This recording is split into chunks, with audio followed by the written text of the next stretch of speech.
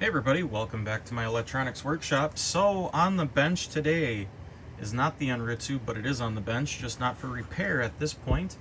It's this right here. This is an industrial control remote used in the farming industry for pretty much any industrial control, boom, hydraulic, electric motor drive situations that they run into. And this is a handy little kind of, it looks like a wireless crane operator's remote control for well, pretty much that.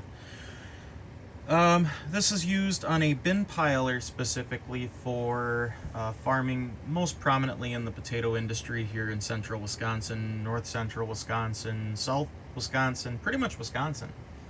We're not only known for our cheese, we're also known for our potatoes. Anyway, this remote came to me via the supplier that works with some of these systems, and I did a remote repair for him on one of these, this same type of remote as well, which was just a bad diaphragm on the, what they call them, Snaptron style buttons, which are just a little spring steel diaphragm type. But I had repaired that remote, so apparently the same customer had said, hey, if your guy can fix that, maybe he can take a look at this for us. Not 100% sure on what the exact issue is or was with this remote, because I powered it on and it seemed to have wireless communication. It's a little different than the ones that I'm normally messing with in the 400 megahertz UHF low power non-licensed band portion of that. This is a 900 megahertz operating unit, and I believe it operates kind of on a spread spectrum type of thing, so it does frequency hopping instead of single frequency lock, but it does operate on a frequency range of 902 megahertz to 928 on that frequency hop spread. And it is specifically, we'll get a little close up here, that is the make and model of it, the Eaton model T110C. It is a OMNEX trusted wireless, so whatever technology they're using, that's apparently in this. So 900 megahertz transmitter, probably a bit of a two-way communication system from what I can gather, but I might be wrong. I don't know a lot about this yet, still just working through the process. But I do have the Enritsu, the MS2721B on the bench, and just a little receiving antenna, nothing major. And I have it set up for the frequency range that the remote runs on, so starting frequency of 902 meg to 928 meg. So we'll be able to see that band and that spread of frequencies. You can see there's a little bit of data that pops up here. The green line is all the held frequency kind of waveform spectrum. So you can see there's some activity on this band around there. Could be cell phone, could be power meters, it could be a bunch of things. I'm not 100% up to speed on the 900 meg stuff, but anyway, we're close by to the remote, so it should overpower anything that we see in the background. But so we'll go ahead and turn the remote on, and as you can see, a whole bunch of data spikes happened from one end to the other, and it's a constant transmit pinging system, so it will continually pop up where you see the spikes kind of going across the spectrum. So the remote is communicating. I have a feeling that this is a system that requires pairing to the receiver board that this would be paired with, of course. Okay, we'll start working through some of the buttons here, and you'll watch the screen, see the activity.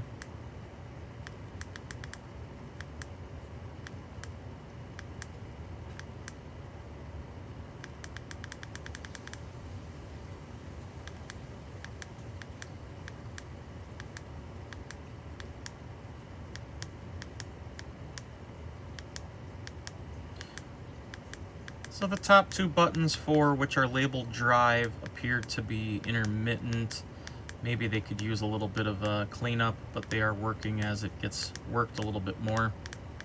I did just clean up the housing and used a little bit of 99% isopropyl alcohol on the contacts inside of here where those Snaptron button domes go in. But I'll try a little bit of deoxit on those to try to make the connection a little more consistent. But as you can see, as I'm repeatedly tapping the button, there's more happening on the screen, and as it sits idle, it just pops in a data burst here and there. Probably handshake communication saying, yep, I'm here, yep, I'm here, yep, I'm here. So, yeah, it's definitely passing data.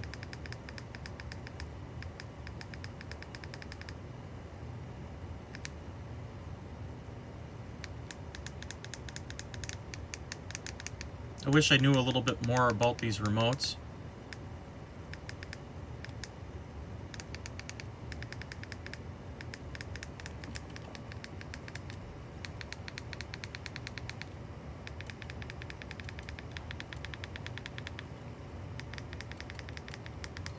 If I repeatedly tap the button, I just want to make sure that that yellow light is consistent.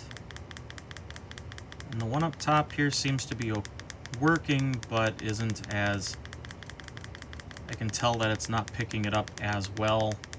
So that's probably what the problem is with these top two buttons. They may not be getting a good contact. I do have some Snaptron buttons that I could replace them with, polish up the contacts, but I'll try a little bit of deoxit first, just to see if it's maybe some tarnish or something that has built up. And we'll open it up and get into it. So let me zoom back out, get a little bigger picture here.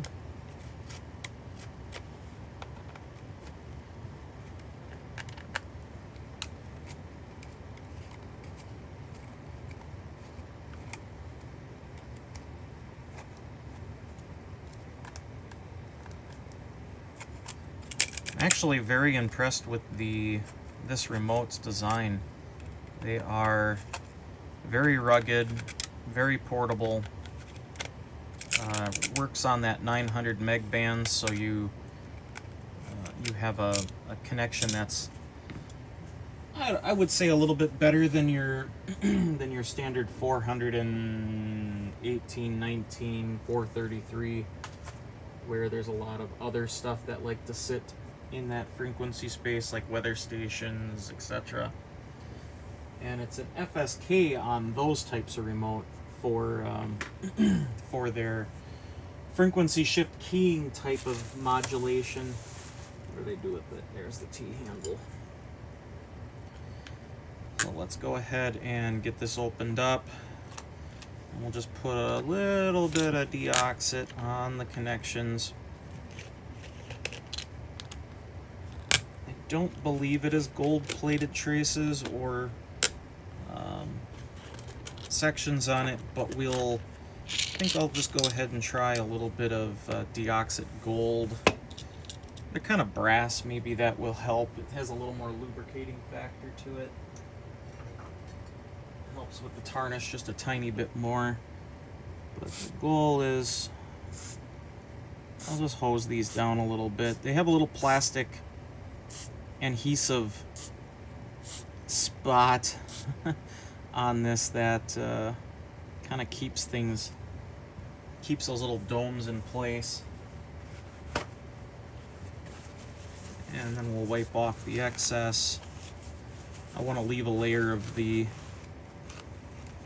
that product in here. It may help kind of break up some of that crud.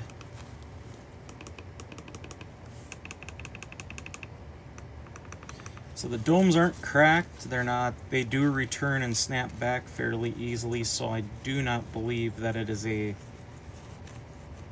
damaged button. It just happens to be that maybe it was just some tarnish on the button contacts, because the way that these are done on the circuit board, the pads are set up in such a way where there's a dot in the center and then there's the ring around the outside, and the button, the domed button, floats above the dot in the center until you press it, and then it makes a switched contact.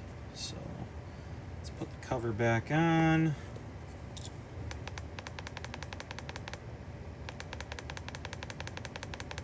Seems to be better.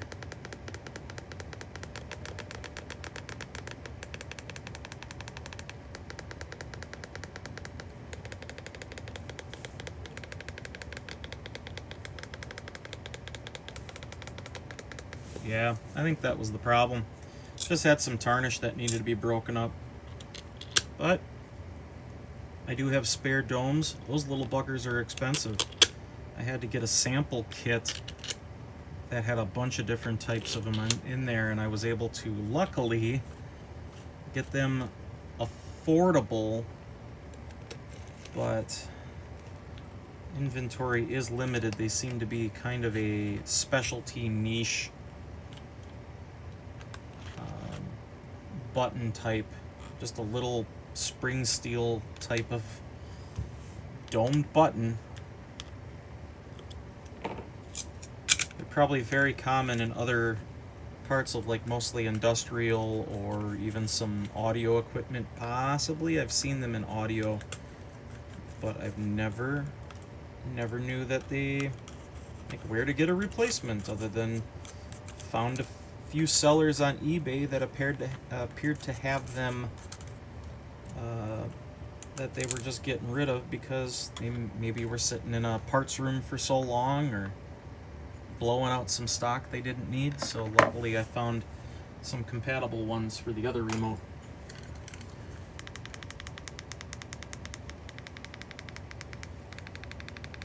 We're looking at that yellow that yellow LED in the corner here. So flashes kind of when it's just doing its thing, must send out some data. This has probably got to be transmit data, so every time it pulses it's sending out something.